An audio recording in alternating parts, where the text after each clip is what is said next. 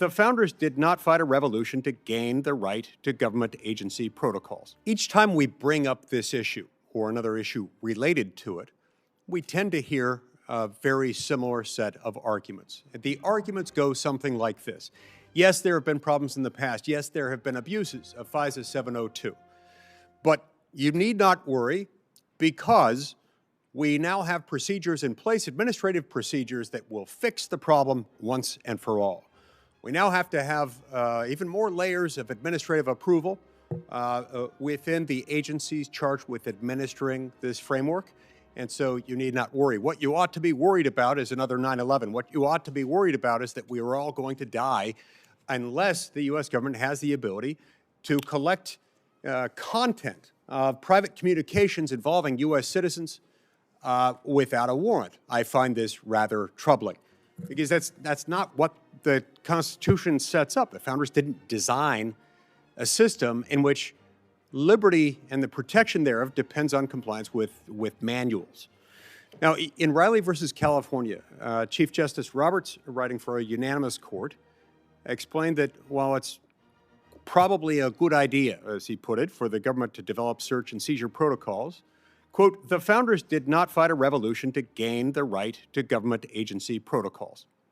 Ms. Goitein, I'd like to start with you.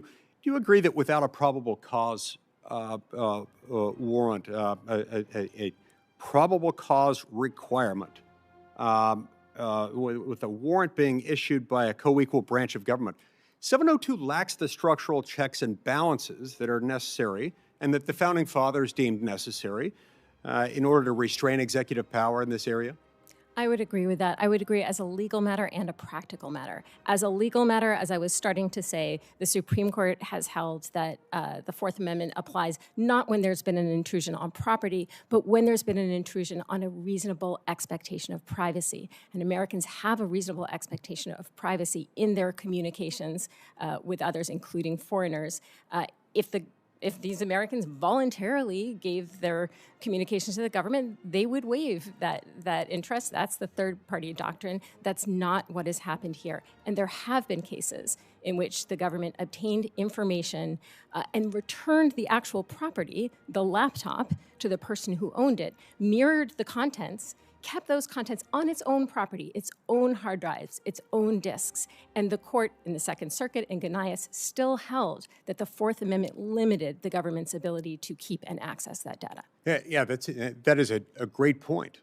And if we look back the history of the Fourth Amendment and to the centuries of English antecedents to the Fourth Amendment, preceding the Fourth Amendment's adoption, what we find is not a situation in which it was adequate that those who were executing, I don't know, writs of assistance or general warrants under English law, those administrative layers of approval and compliance manuals that I'm sure they had, didn't do the job either. And that's why we have a warrant requirement. That's why it's so important. Now, Mr. Baker, in your written testimony, you make an analogy to driver's licenses and to the ability to search DMV databases for driver's licenses.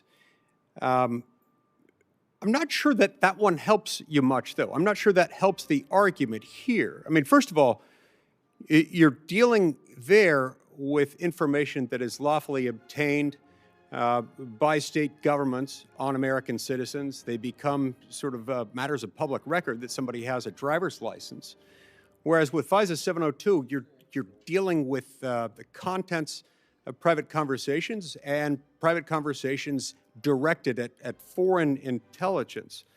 So isn't that the first point where your analogy breaks down? No, I don't think so.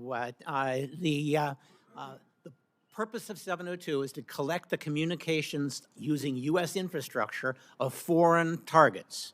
Of course, some of those foreign targets are going to be talking to Americans from time to time, and you can't collect their communications without also getting the Americans who are talking to them. But you have lawful authority to gather those communications.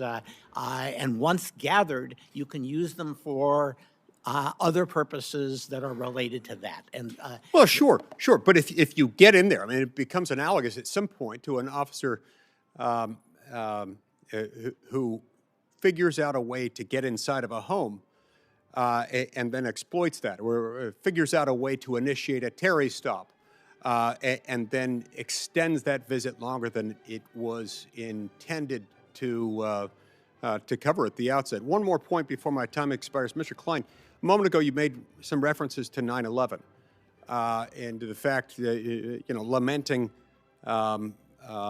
what happened then. Now, last I checked, 9/11 was carried out entirely by foreign nationals, not by American citizens. How does that justify warrantless surveillance of private communications involving U.S. persons on U.S. soil?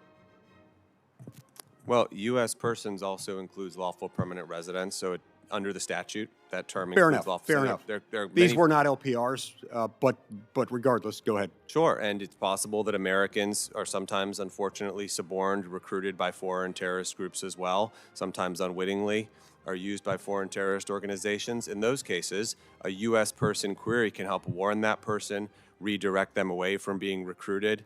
In fact, a significant proportion of the queries that are run actually relate to victims of things like cyber attacks or unwitting recruitment by foreign intelligence services. But that is not what those of us who are concerned about 702 worry about. That is not our principal focus. Our focus is when somebody is going after information, private communications of U.S. persons, there ought to be a warrant requirement.